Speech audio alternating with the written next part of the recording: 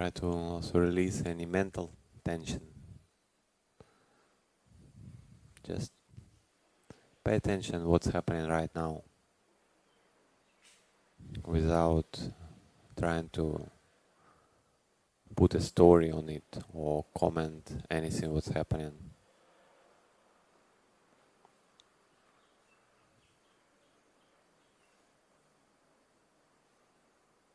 Like what's happening right now in the body, for example.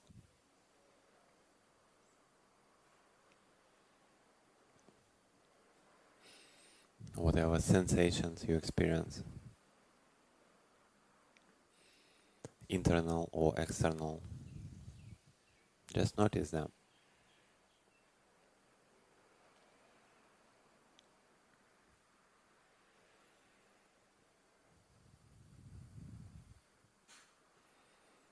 Also, you may notice how we label things, like this is a knee pain, this is a fan blowing, and so on. We like to categorize things, put a label on it. Then we know what's happening.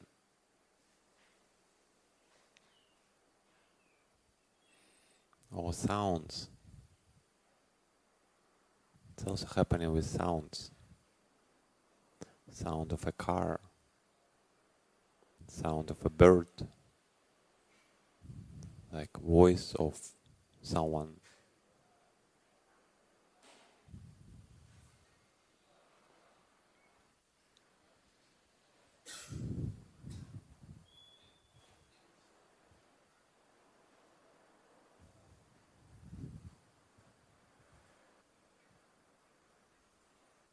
We just try to be with experience.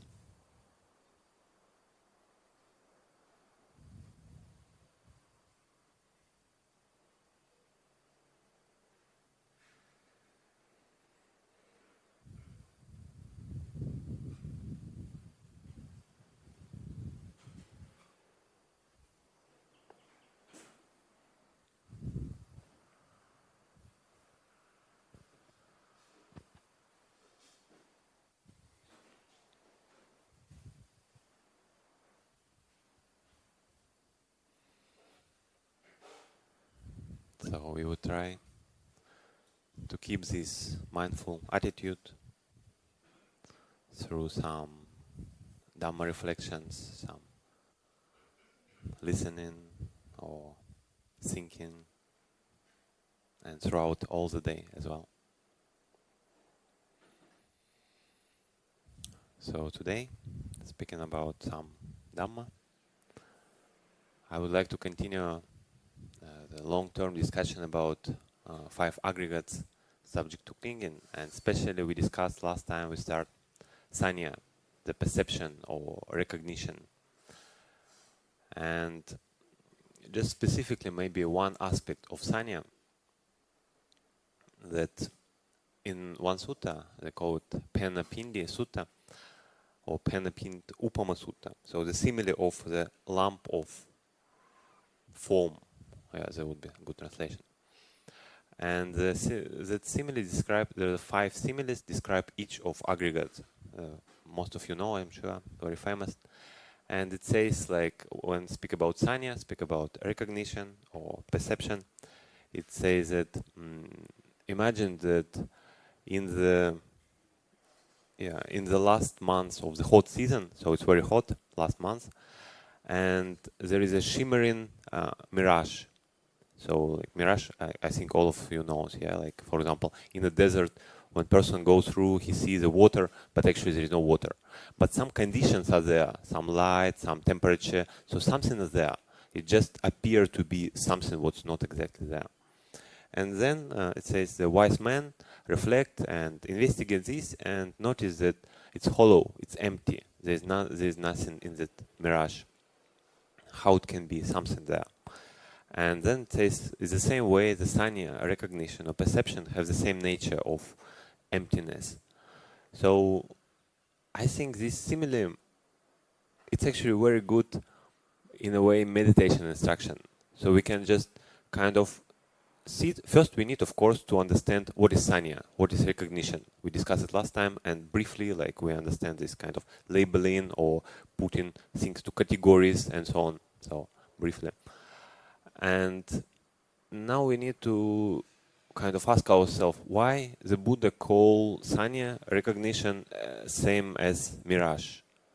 And as I understand it, like exactly that quality, that something is there. It's not that it's nothing there. We imagine things. We cannot say, okay, we imagine things. There is no Buddha Rupa. There is no people here.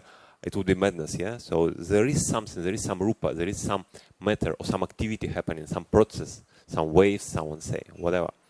But definitely, quality of mirage, that image or like mental representation of something, it's actually different from what is there. So something is there, but it's not that what we see. Something like this. So same way, if for example I see, like again, Buddha Rupa, yeah, and actually what I see some shape, I see some color, yeah, I see some like quality of matter. So it's there. It's a direct experience of eye. But then my sanya, because of some past conditioning, my sanya, I recognize, oh, this is a Buddha picture. And then, of course, I can have some feelings. If I'm a Buddhist for a long time, for example, I paid respect to Buddha statue, let's say, 1,000 times or 5,000 times or 1,000,000 times, whatever. And then, of course, my like saddha or anything like grow, and I have some feelings. When I see this form, I no longer recognize shape and so on. I just see Buddha Rupa. And in my mind, okay, this is a Buddha. Yeah, and sometimes I may even think this is actually Buddha, you know. It's not a Buddha representation, but it's actual Buddha. I mean, of course, it's another story, but that's how sanya works. We see things, and by some conditioning, we put a label on it. And yeah, there is, again, like mirage, something is there, for sure. But there is no such things as Buddha Rupa in nature. Yeah, like it's our label or our perception, how we perceive things. Of course, not only I, like many people do like this. And also interesting, like how, for example, sanya or process of recognition can be suffering. Because we see that all 5 aggregates, they're suffering, yeah, they're unsatisfactory. And I think with sanya it's more not so straightforward at the beginning. Because with other, we see, okay, they're kind of, if we believe in them, they change and we suffer, or sometimes we have a strong urge, like sankhara, strong intention or will, and we cannot do anything. And just this is suffering because you cannot kind of oppose this, even if it's not your conscious decision or something like this. But with sanya, I think one of the aspects of suffering, it can be that sanya puts things in categories. So if I see something, I need to know, okay, this is a bag. Okay, what is there? Oh, this is a tablet. So I need to put in some things in category, and I feel kind of safe. Definitely it's kind of safety mechanism from evolution, that we need to see, okay, this is a bug, this is not dangerous. Okay, this is some kind of animal, he's not dangerous. So we need to put things in category is good. And when we cannot, for some reason, we cannot put sometimes things in category because, for example, not enough data. Like recently, you know, every time when we collect food here, we kind of go one by one back to SBS. And since we do it every time, you already know who is in front of you, who is behind of you. Because we all go with a similar speed. Yes, yesterday is like tomorrow. So you may expect, okay, in front of me, Bhante Kiminda probably. Behind, like maybe Czech Bhante. So approximately, I know, like sometimes, of course, someone faster, someone slower, but you know. And one day I walk, and on the middle of the way, I see really very far, almost already in the mountain, some monk. And I cannot recognize who is this. I see like it's quite far, and okay, he's tall. Who can be tall? Who can be there? Okay, no, that monk is there. So I couldn't put him in any category, and I really suffered. You know, I said, who it can be? Like just 10 monks actually, not much. And I think, okay, this, no, this, yeah, this sick.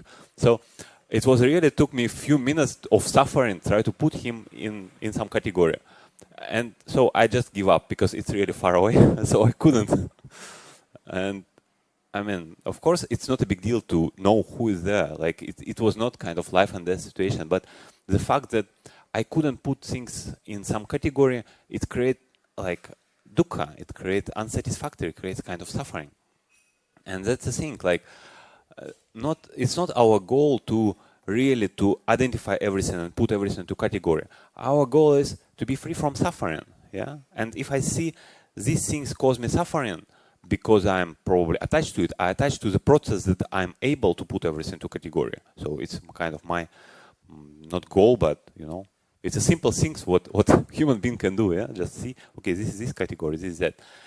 And to see, I think that's what also create this kind of meditation instruction in a way, to see how sanya have an empty nature, yeah?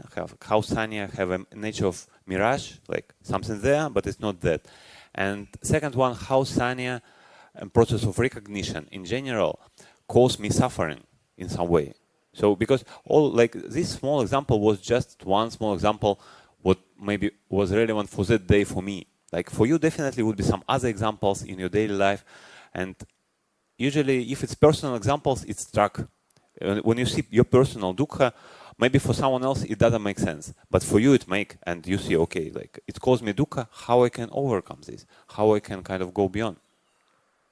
So another small example related to this kind of aspect, you know, in one sutta, non-arahant, she sit and in some meditation, and the Mara, according to the sutta, Mara approached her and decide to kind of shake her faith or move her away from your samadhi, from her like stability of mind.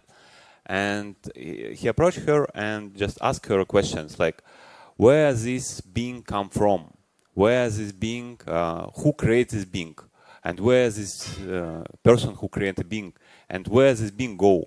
So the being means like some kind of human being, he meant, like, and probably he meant like this human being who I see, like she kind of. So it's quite deep question, just for the purpose of arouse some fear in her, you know, quite a deep question. So okay, so and she knows that it was Mara, and she just asked Mara that, like, what kind of being you speak about? It's your misperception. And then she like give a simile that how we see the like group of aggregates or accumulation of some part, and we call it a chariot. So very famous simile of chariot. The chariot is actually not a thing. It's just combination of parts, and then it's our assumption or our general idea. Okay, this is a chariot. Same way as a being, it's just collection of aggregate, and then it's our general assumption to call it a being. So, of course, this simile not describe only sanya. It describe all our identity idea. So I see person and I assume that there is a person. Of course, I kind of see my action and I assume there is a person also inside. So it's on more deep level. But even if we speak about sanya, about recognition, if you stay only with this, like I see something and I assume like these things actually exist. Same way with chariot, for example, or with car. Yeah, I see on the car, and who may say that the car does not exist? Yeah, anyone in the world say like this, people call him mad person. You know, like there are so many cars, even more than people sometimes in some places. But if think deeply about this, like really things as a car as a kind of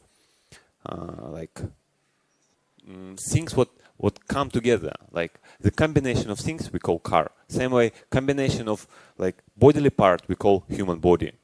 And we tend to forget about this. This is the thing when we kind of see a mirage and we don't know that it's a mirage.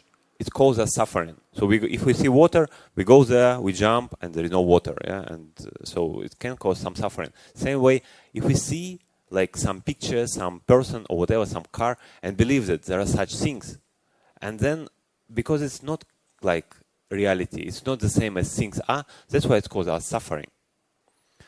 So again, what I mean by kind of meditation instruction is, if you in your personal experience try to identify like why things have a quality of a chariot or of a mirage, like why actually I see things like, for example, this pillow. Yeah, there is a pillow, but pillow is a combination of the like clothes. We don't speak about elements even. Elements, I mean, of course, it's some things what you cannot see by naked eye, but just by like parts of this. Like it's some cotton inside, then there is some kind of clothes and maybe some colors and so on. So, and also this pillar different from this pillar, but we all call it pillar, and there would be no kind of, it would be not wrong to call both of these things pillar, but they look differently. Just to see whenever these things happening in your mind, when you see the combination of things and some idea appear, okay, pillar, okay, like tree or like car or whatever.